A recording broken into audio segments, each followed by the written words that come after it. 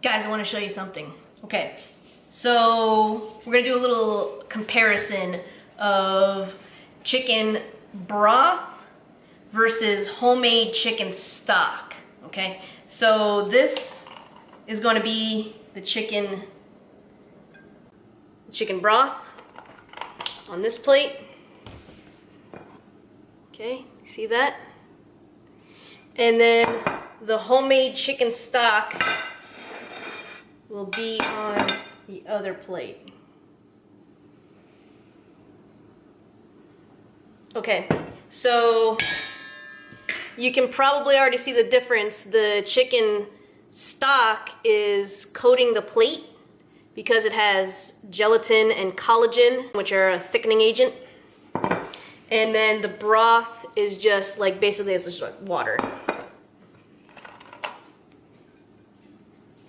It's just a viscous, watery, you know, liquid.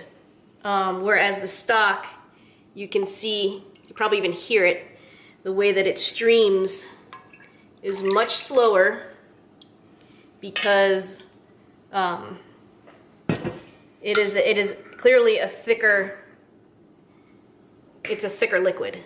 So broth doesn't have as much collagen or gelatin as a homemade stock. So what I did was I just used a crock pot and I used chicken bones and no meat, carrots, onions, celery, you know, bay leaves, cracked pepper, and I also, my trick to make the thickest stock possible, and this is kind of a no-no thing, but I do it anyway because catch me if you can.